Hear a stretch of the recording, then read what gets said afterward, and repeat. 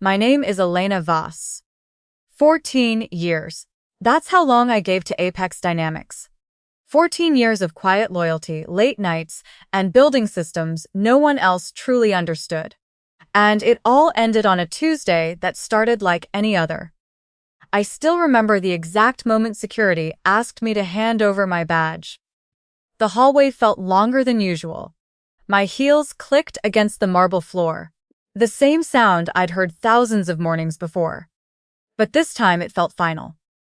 As I walked toward the glass exit doors, I glanced back one last time. There, taped to the security desk, was my company photo.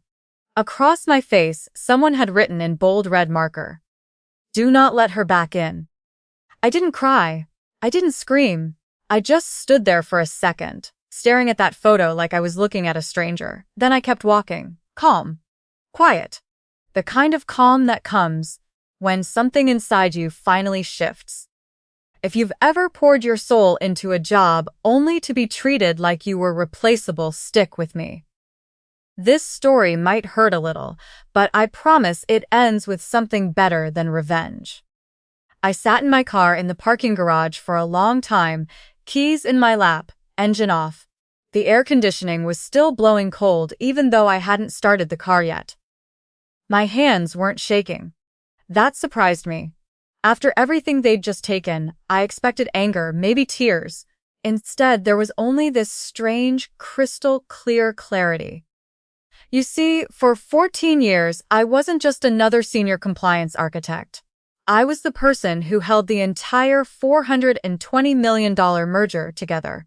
While executives gave TED-style talks about synergy and transformation, I was the one who built the actual bridge between our company and Meridian Tech.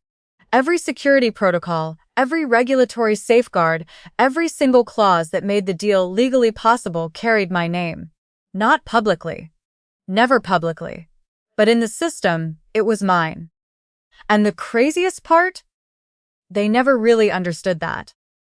I reached into my bag, pulled out my personal phone, and opened an encrypted app almost no one knew existed. My thumbprint unlocked it. A single warning appeared on the screen. Permanent revocation of primary authorization certificate. This action cannot be undone. I stared at it for a long moment.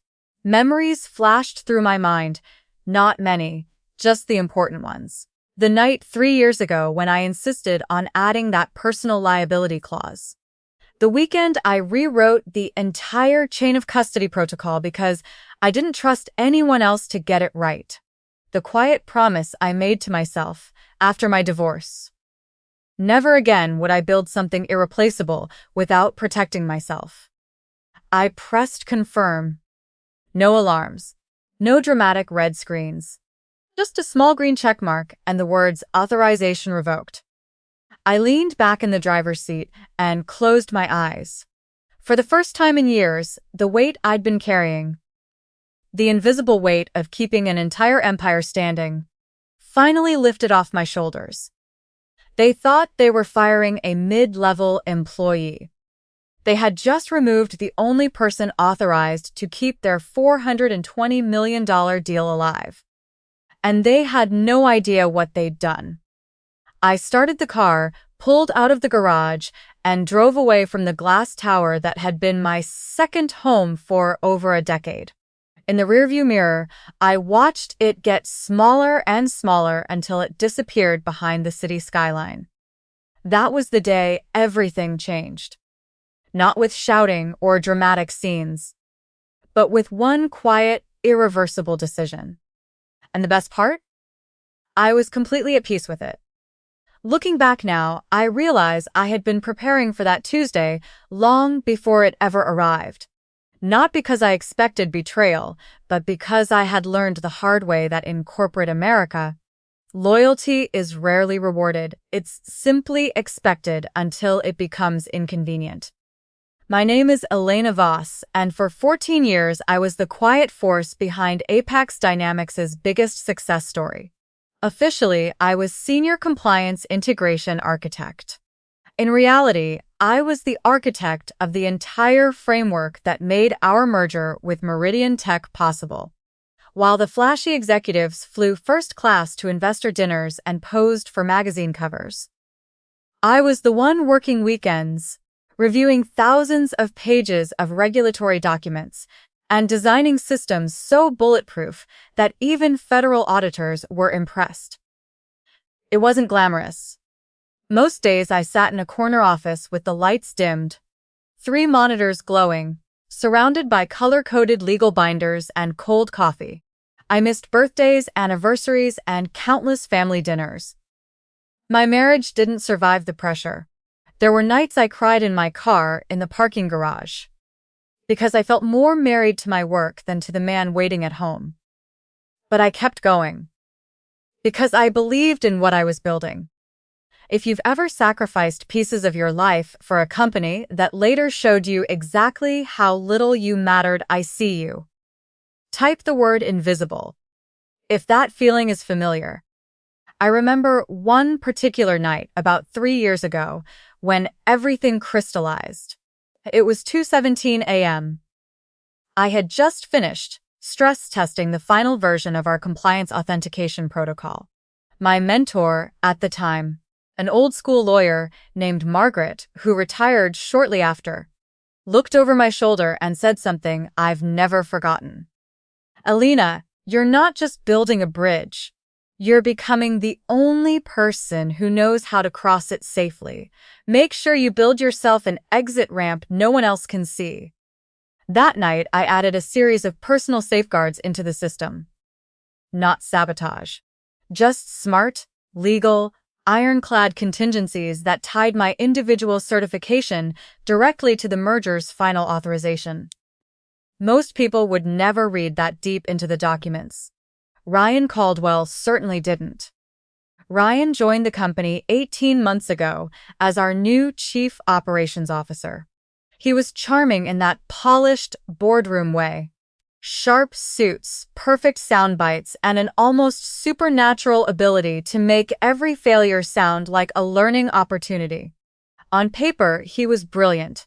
He talked about modernization, efficiency, and right-sizing the organization. Behind closed doors, he was systematically removing anyone who remembered how things actually worked before he arrived. I watched it happen slowly. Key people in compliance and legal quietly let go. Veteran engineers suddenly not aligned with the new direction. The culture shifted from careful precision to aggressive speed. And every time I raised concerns in meetings, Ryan would smile that practice smile and say, "Alina, we value your institutional knowledge, but we need fresh perspectives." Fresh perspectives. That's corporate speak for, "You're expensive and you ask too many questions." Still, I stayed.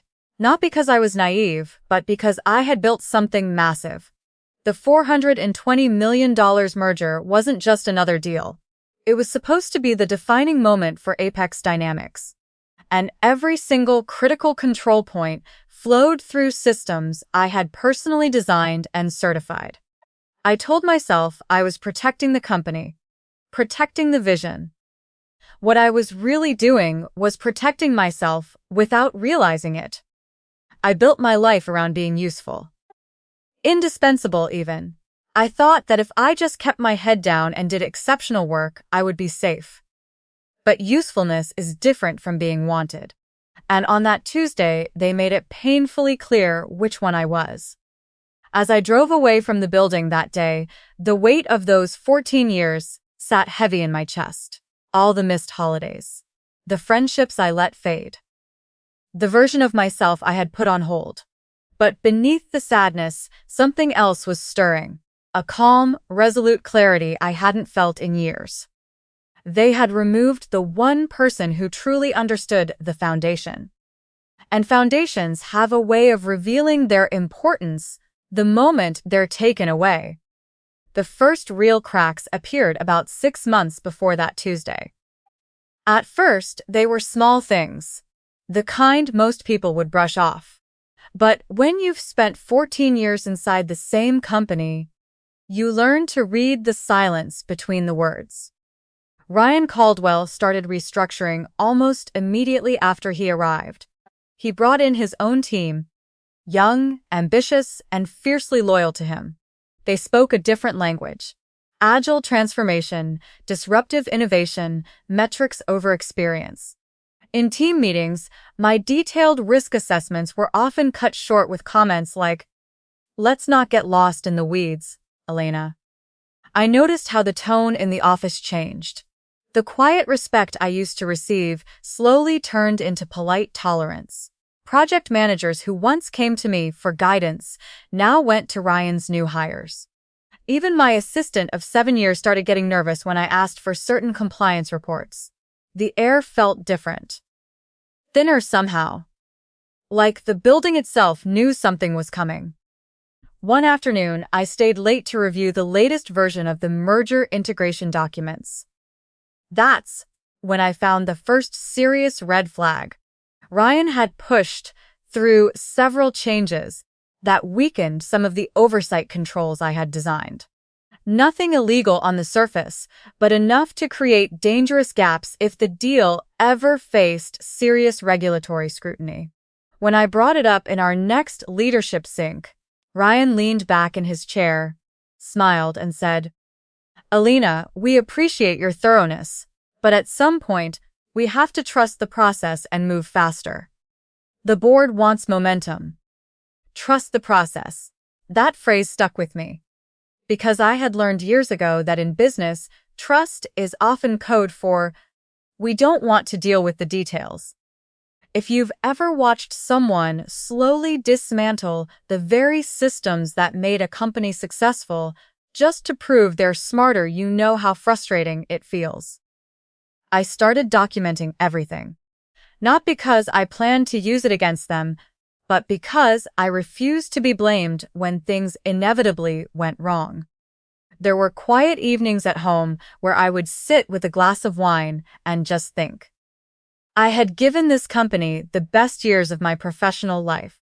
I had turned down better offers from competitors because I believed in Apex's mission. I had trained younger analysts, mentored women coming up in tech, and stayed through 2 rounds of layoffs because I thought loyalty still mattered. But loyalty is rarely a two-way street. Ryan wasn't cartoonishly evil. That's what made him dangerous. He genuinely believed he was modernizing the company. In his mind, people like me, with our deep institutional knowledge and careful approach, were relics holding progress back. He wanted speed. He wanted to impress the board with quick wins. And if that meant trimming high-cost veterans who asked too many careful questions, so be it. I remember the last big all-hands meeting before everything fell apart. Ryan stood on stage talking about the future we're building together. The room applauded. I sat in the back row, laptop open, quietly fixing a critical compliance gap that his new team had overlooked. In that moment, I realized something profound. I wasn't fighting for my job anymore. I was protecting something much bigger. That night, I went home and opened the contingency folder I had maintained for years. I reviewed every safeguard I had quietly built into the system. I wasn't planning anything. I was simply making sure that if the day ever came when they decided I was no longer aligned with the future they wanted would have a very hard time arriving without me. The foundation was already cracking. They just couldn't see it yet. The knock on my office door came at 10:47 a.m. on that Tuesday. Melissa from HR stood there with 2 other representatives I barely recognized. Their faces wore that careful, professional mask people use when they're about to do something unpleasant. "Elena, can we speak with you in the conference room?" I already knew. Something in the air had shifted the moment I saw them. After 14 years, you develop a sixth sense for these things. I saved my work, closed my laptop, and followed them down the hallway without saying a word. The conference room felt sterile. Cheap corporate art on the walls, a long table, and the faint smell of stale coffee. They didn't waste time with small talk. The senior HR woman slid a folder across the table and began reading from a script. After a strategic review of organizational priorities, we've determined your position no longer aligns with the company's future direction. 12 words. That's all it took to erase 14 years. I sat there listening as they used every corporate euphemism in the book. Restructuring, optimization, realignment. They talked about severance, confidentiality agreements, and the need to return all company property by 3 p.m. Security had already been notified, of course, because apparently after 14 years of service, I had suddenly become a security risk. I didn't argue. I didn't cry. I simply nodded and asked one question. Will there be a transition period for my projects? The HR woman hesitated for the first time. That won't be necessary. That was the moment it truly hit me. They weren't just letting me go. They were erasing me. If you've ever sat across from people who once praised your dedication while they casually dismantled your entire career, you know how surreal it feels. Like watching your life being summarized in bullet points. I walked back to my desk in a strange kind of daze. Colleagues suddenly became very interested in their screens. No one made eye contact. My assistant Sarah looked like she wanted to say something, but just gave me a small, devastated smile instead. I started packing my things into a cardboard box. A few personal notebooks, a plant I'd kept alive for 6 years, and a small framed photo of me receiving an Internal Excellence Award 3 years earlier. As I removed my security badge, the lanyard made a soft clicking sound that seemed impossibly loud in the quiet office. I placed it gently on the desk and took one last look around. 14 years of my life reduced to a single box I could carry with one hand. The walk to the elevator felt eternal. I could feel eyes on my back. When I reached the lobby, I saw it again, my photo taped prominently near the security desk with those cruel red words, "Do not let her back in." Something inside me broke and healed at the same time in that moment. The humiliation was real. The betrayal cut deep. But beneath it was a quiet, burning resolve I had never felt before. I stepped outside into the bright afternoon sun, the cardboard box under my arm, and walked to my car. Once inside, I locked the doors, took a slow breath, and opened that encrypted app on my phone again. This time I didn't hesitate. I selected the primary authorization certificate, the one tied directly to my personal federal compliance licensing, the one no one else in the company had been recertified for. The one that was legally required for the final stage of the $420 million merger. One tap, one confirmation. And just like that, the invisible foundation I had spent years building began to shift. They thought they were removing a redundant employee. They had just fired the only person who could keep their entire deal alive. And the clock was now ticking. I didn't drive straight home. I took the long way, windows down, letting the warm afternoon air fill the car. For the first time in years, there were no urgent emails, no emergency Slack messages, no one demanding I fix something immediately. Just the sound of the road and my own thoughts. When I finally pulled into my driveway, the house felt different. Quieter. Almost peaceful. I carried the cardboard box inside, set it on the kitchen table, and stood there for a long moment looking at it. Then I walked to the small home office at the back of the house. Behind a row of carefully organized binders was a fireproof case I hadn't opened in over a year. Inside were years of documentation, contracts, personal certifications, and one particular folder, labeled simply, Safeguard. I sat down and reviewed everything one more time. Clause 47B. The personal certification requirement. The chain of custody protocol that explicitly stated the primary authorized liaison could not be removed without a fully vetted and federally recertified replacement. Language I had fought to include years ago when no one else thought it was necessary. They never read it. Why would they? I was always there to handle the details.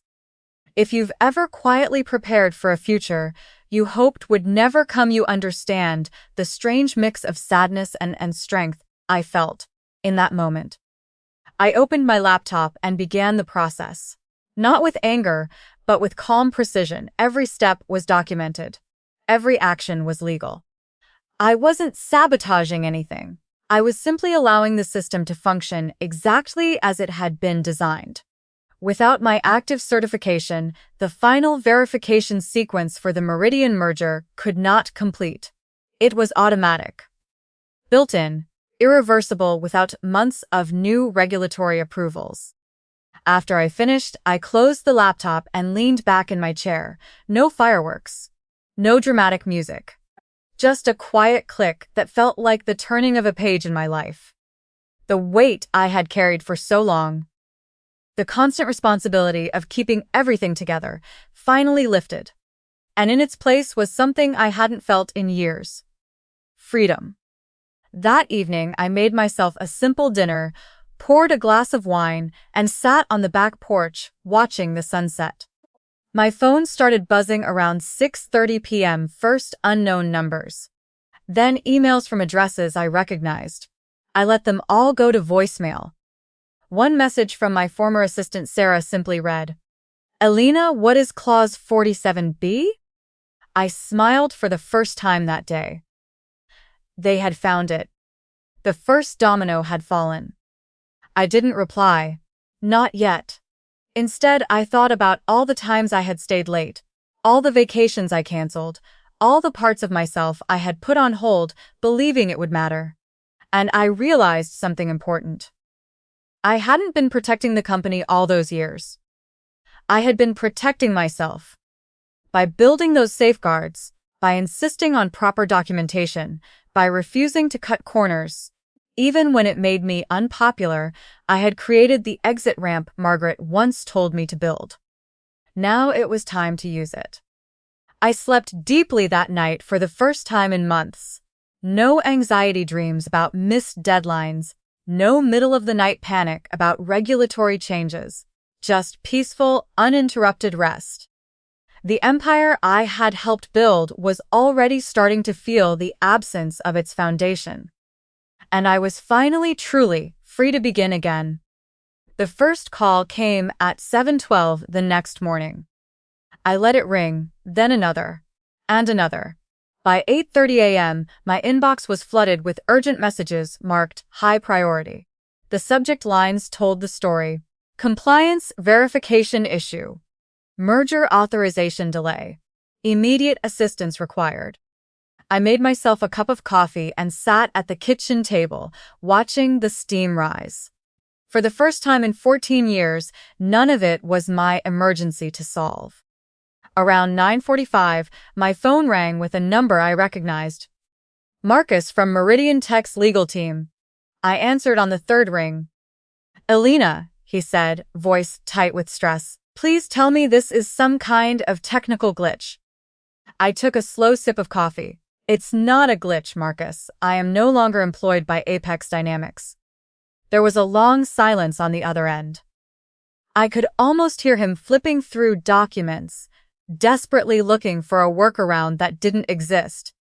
They terminated you? He finally asked, disbelief clear in his voice. Yes. Without a replacement certification? Apparently. The line went quiet again. When Marcus spoke next, his tone had changed from stressed to something closer to dread. Elena, the final authorization sequence failed this morning. We can't proceed without your active credentials. This deal is frozen. I didn't gloat, I simply said, I know. By early afternoon, the panic had spread through Apex like wildfire. My former assistant Sarah sent a string of messages. Everyone is losing their minds. Ryan looks like he hasn't slept. The board called an emergency meeting. I learned later what happened in that boardroom. Ryan tried to maintain control, presenting the situation as a temporary compliance hiccup. But the numbers didn't lie. $420 million hanging in the balance. Investors already asking questions. Meridian's team threatening to walk away entirely.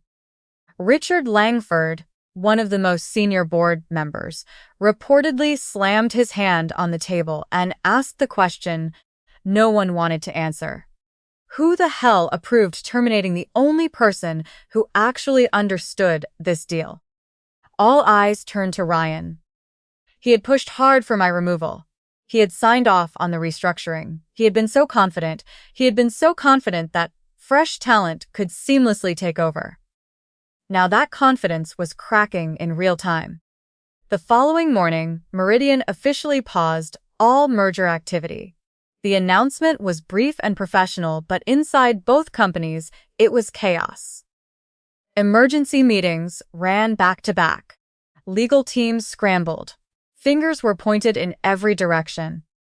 Through it all, I stayed quiet.